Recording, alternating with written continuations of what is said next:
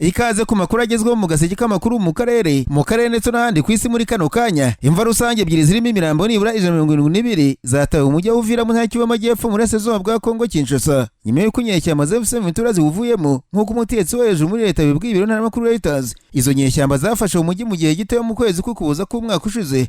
No mujyi unyuzwamo ibicuruzwa byinshi ukora ku kiyaga cya Tanganyika hafi y'umupaka n'u Burundi. Zatangiye kuvamo hashize icyumweru ku gitutu cya Amerika ndetse ingabo za Kongo Kinshasa FARDC zawusubiyemo mu kwezi gushize. Umuvugizi wa M23 Lawrence Kanyuka yabwiye ibiro ntaramakuru Reuters ko nta makuru y'imva rusange yigeze amenya mu gihe umutwe wamaze muri Uvira. Anashinja leta ya Kongo gukwirakwiza icengeza amatwara rigamije kwangiza isura y'uwo mutwe. BBC inashoboye kugenzura uburyo bw'igenga uko abo bantu bapfuye. Jean-Jacques Pulsi utegeka Kivu y'Amajyepfo wakizwe n'ubutegetsi bwa Kinshasa yabwiye abanyamakuru mu gihe Uvira ko izo mva zabonetse mu gace ka Kirumoni no mu gace ka Kavimvira. Yongeyeho ko imva harimo imirambo 31 indi irimo imirambo 141 nk'uko bikubiye mu magambo yavuze ku wa kabiri yafashwe agatangazwa mu gihugu ku wa kane. Maurice Mwindure impirimbanyi uburenganzira bwa muntu mu karere yabwira n'amakuru Reuters ko izindi mva zataburiwe mu cyaro cya Kabimba kiri muri ntera kilometero 8 uvuye mu mujyi wa Uvira. Umuryango uharanira uburenganzira bwa muntu Human Rights Watch mu Kuboza k'umwaka ushize watangaje ko abarwanyi ba M23 bakoze ubwicanyi buhutiyeho muri Uvira. Imirambo iboneka mu duce twinshi turimo na Kavimvira. Uyu muryango Human Rights Watch ku makuru hawe n'abaturage hamwe n'umukozi w'umuryango w'abibumbye Loni icyo gihe M23 ntiyashubije kuri ibyo birego, ariko mbere yarashinje umuryango gukora igikorwa cy'amakuru y'ibinyoma agamije kuyobya cyo kwibasira M23. Human Rights Watch yavuze ko ingabo za Kongo n'imitwe yitwaje intwaro ifatanye nazo zakoze ubwicanyi n'ubundi bugizi bwa nabi mbere y'uko inyeshyamba zifata uwo mujyi. No mu gihe izo ngabo zari zirimo kuwuvamo, M23 igenzura ibice byinshi byo mu ntara y'Kivu y'Amajyepfo no muri Kivu y'Amajyaruguru birimo imijyi ikomeye ya Goma na Bukavu yafashe mu mwaka ushize. Inzobere za Loni, Kongo n'ibihugu byinshi byo mu burengerazuba bw'isi bashinja u Rwanda gufasha M23 mu kuwuha abasirikari, ibikoresho n'amategeko. U Rwanda ruhakana gufasha M23 ariko rukemeza ko rufitanye ubufatanye nayo mu by'umutekano kandi ko rwashyizeho ingamba z'ubwirinzi. Kuva mu byumweru bishize imirwano yarakomeje hagati y'impande zombi mu bice byinshi byo mu burasirazuba bwa Kongo, nubwo ari ibikorwa by'abahuza banyuranye barimo Angola, Qatar na Amerika birutse no gutuma izo mpande zemeranya ku gahenge. Intambara mu burasirazuba bwa Kongo yongeye kwaduka kuva mu za 2021 nubwo imaze imyaka hafi 30 yagarira kongera ikubura. Ku wa kabiri mu ijambo yejeje ku gihugu, Perezida Amerika Donald Trump yongeye kuva ko mu mezi 10 ya mbere y'ubutegetsi bwe mu mwaka ushize yarangije intambara 8 ku isi zirimo intambara hagati ya Kongo Kinshasa n'u Rwanda biciye mu masezerano ya perezida w'ibihugu byombi basinye muri Amerika mu Kuboza k'umwaka ushize imbere ya Perezida Trump.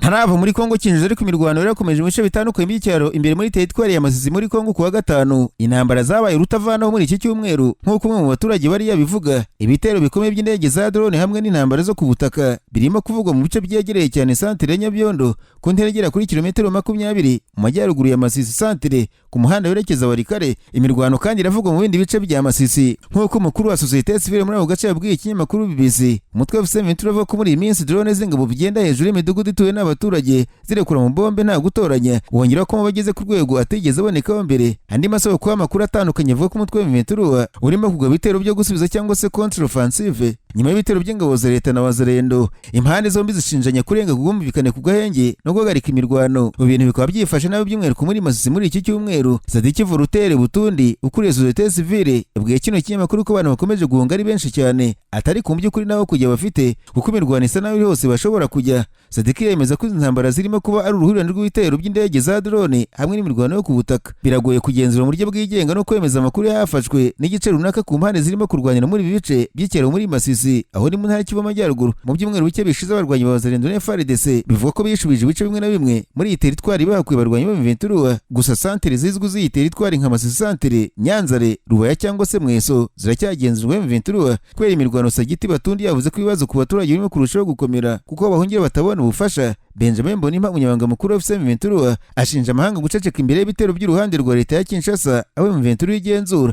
Mu butumwa yakize ku rubuga rwa X yari yavuze ati tuzirengera kugeza dushyizeho amahoro n'agaciro ku banyagihugu bose. Igisirikare cya Kongo gishinja cy'u Rwanda kurwana ku ruhande rwa M23 kivuga ko atari cyo cyarenze ku gahenge kari kasabwa na Perezida Joel Lorenzo Angola ko M23 yabanje gutera ibindiro byayo. Mbabwire kandi ko amakuru aturuka muri burasirazuba bwa Kongo Kinshasa avuga ko ingabo z'umutwe wa M23 zishe Colonel uko ishaka Nouvelle wari umwe mu bayobozi bakuru b'umutwe wa FDLR. Colonel uko ishaka waruzi ku izina rya Mwene Sikare yari asanzwe ashinzwe igenamigambi muri FDLR. Amakuru avuga ko uko ishaka yiciwe muri teritwari ya Masisi hakomeje kubera imirwano ikomeye hagati ya M23 n'ingabo za leta ya Kongo Kinshasa ribamo FDLR, akaba yicanye n'abandi barwanyi ba FDLR. Ifoto y'umurambo w'uyu mugabo agaramye n'imbunda mu bwoko bwa Kalashnikov ikomeje gukwirakwizwa ku mbuga nkoranyambaga hirya no hino. Amakuru agezweho mu mahanga nyuma y'uko Leta Zunze za Amerika na Israel bagabye ibitero kuri Iran ku wa gatandatu, nayo yagabye ibitero mu bice bitandukanye mu rwego rwo kwihimura. Ibitangazamakuru bitandukanye byavuze ko igisirikare cya Iran cyarashe misile balistike ndetse kigaba ibitero bya drone ku butaka bwa Israel mu rwego rwo kwihimuraho. Igisirikare cya Israel IDF kimenyesha ku rubuga rwa X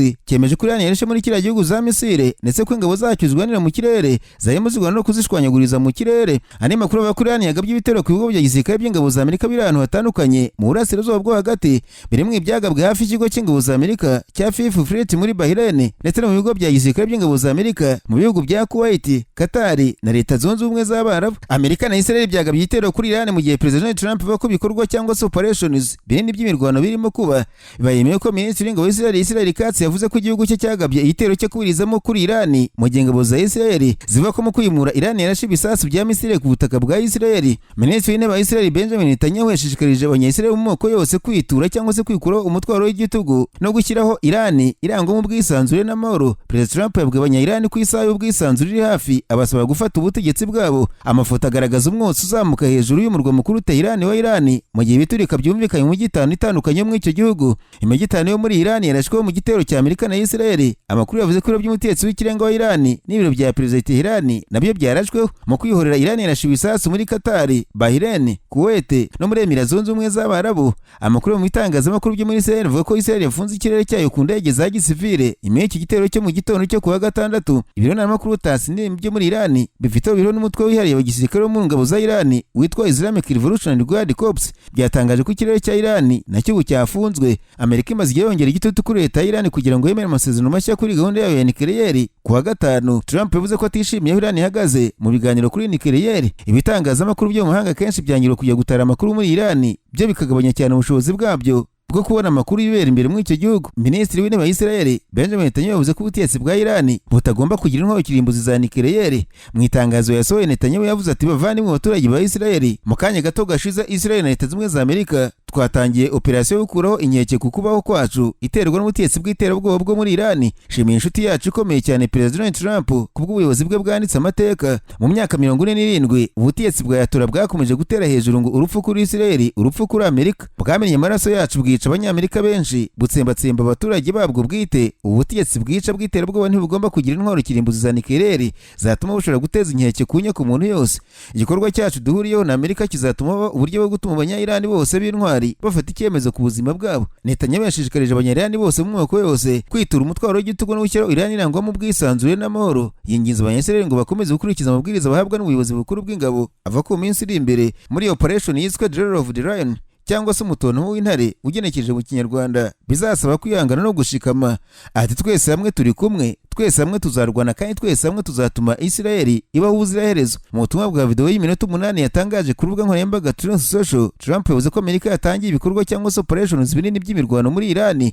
Yongeyeho ko kugeza kuwa gatanu icyemezo cya nyuma kijyanye no kuba Amerika yatera Iran kitari cyagafashwe, ariko yongeyeho ko atishimiye aho Iran ihagaze mu biganiro kuri nucleaire. Trump yavuze ati Iran ntiyashaka ko duhura ibyo tugomba kugira, ashimangira ko Iran idashobora kugira intwaro kirimbuzi za nucleaire. Mu itangazo rye ku rubuga Truth Social, Perezida wa Amerika yavuze ko Iran yagejeje kongera kubaka gahunda yayo ya nucleaire no gukomeza gukora misile ziraswa kure ubu zishobora guteza inkeke ku nshuti zacu nziza cyane no ku nshuti z'i Burayi, ingabo zacu ziri mu mahanga ndetse misile zishobora vuba ngaho kugera ku butaka bwa Amerika. Yavuze ko Amerika irimo gukora igikorwa kinini cyo kurinda ko iki gitugu kibi cyane cy'uweza nguni giteza inkeke Amerika. Ati twashatse kenshi amasezerano twaragerageje. Yongeyeho ati tugiye gusenya misile zabo ndetse dushyire hasi ku butaka uruganda rwabo rwa misile ruzasenywa burundu. Kuri manda ya mbere Trump yikuye mu masezerano ya nucleaire hagati ya Amerika na Iran yo mu gihe cy'ubutegetsi bwa Obama, nuko asubiza ibihano byashigishe cyane ubukungu bwa Iran. Mu mwaka ushize ubutegetsi bwa Amerika bwongeye gutangira ibihano bigamije kugera ku masezerano mashya na Iran mbere y'intambara maze iminsi 12 hagati ya Iran na Israel. Ibiganiro bizigwe i Geneve mu Suisse hagati ya Amerika na Iran byabaye muri iki cyumweru. Impande zombi zivuga ko intambwe yatewe iganisha kugera ku masezerano. Washington yakomeje kongera igitutu kuri Tehran ngo yemere amasezerano mashya kuri gahunda ya nucleaire. Trump yakomeje kuvuga ko Amerika iriteguye, ifite ubushake ndetse ifite n'ubushobozi bwo gukorana umuvuduko n'urugomo bibaye ngombwa. Mbere ubwo yarabajijwe niba ubushyamirane bushobora kugeza ku ntambara yaguye mu karere k'uburasirazuba bwo hagati, Trump yabwiye abanyamakuru mu busitani bw'imbere y'ibiro bye White House ko buri gihe haba hari ibyago.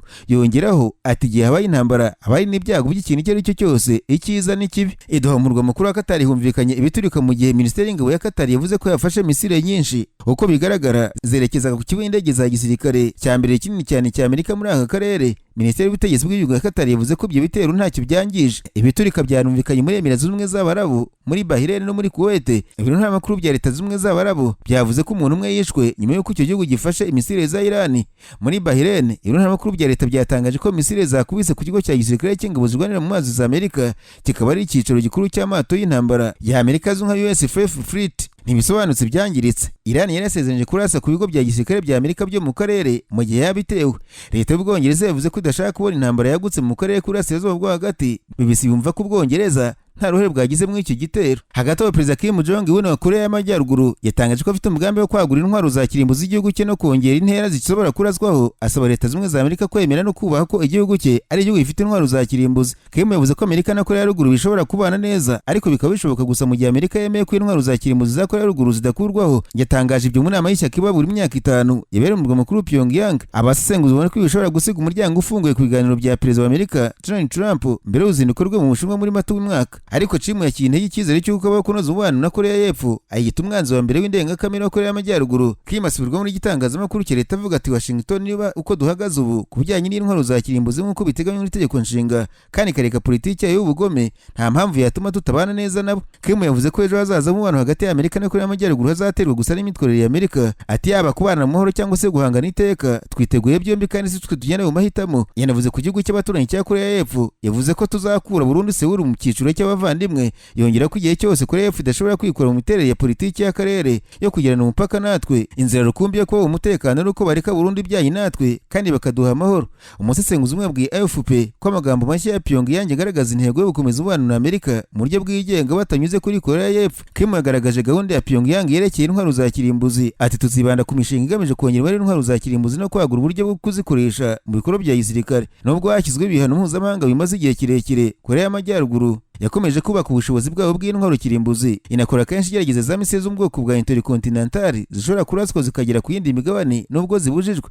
Ikigo cya leta cy'itangazamakuru cya KCNA cyatangaje muri iki cyumweru ko ku butegetsi bwa Kim, Korea y'Amajyaruguru yateje imbere ku buryo bukomeye ubushobozi bwayo bwo kwirwanaho ari intwaro kirimbuzi arizo nkingi yabwo. Ariko kubera ibanga rikomeye riranga ubutegetsi bw'icyo gihugu, biragoye kumenya neza aho ingabo zacyo zigeze zitera imbere. Ikigo kigenga gikora ubushakashatsi cyitwa Stockholm International Peace Research Institute cyagereranyije umwaka ushize ko Korea ya Ruguru ifite intwaro za kirimbuzi zirenga 50 zimaze guteranwa kandi ifite ibikoresho bya nucleaire bihagije byayifasha gukora izindi zigera kuri 40. Mu gukingo kwa 2024, Kim yari yanahamagariye ko habaho kwagura gahunda y'igihugu ya kirimbuzi nta mupaka. Umwaka ushize Perezida wa Leta Zunze Ubumwe za Amerika Donald Trump yasohoye gahunda y'umutekano ku rwego rw'isi yose, ariko itavuze ku ntego yo gukuraho intwaro za kirimbuzi za Korea y'Amajyaruguru, kandi iyo ntego yari isanzwe igaragara mu nyandiko y'ingamba z'umutekano w'igihugu cya buri perezida wa Amerika 2003, igihe gahunda ya kirimbuzi ya Pyongyang yatangiraga kumenyekana cyane. Kudasobanura intego byatumye havuka impaka ku biganiro hagati ya Trump na Kim, kuko byaherukaga kuba 2019 ko bishobora kongera gusubukurwa vuba aha. Amafoto yafashwe mu byiciro bisoza inama y'ishyaka Party Congress y'umwaka nayo yerekanye umukobwa wa Kim Jong Un witwa Joo Ae ahagaze iruhande rwa se yambaye ikote ry'uruhu rwirabura rimeze kimwe n'irya se mu muhango wa parade ya gisirikare wabereye Pyongyang.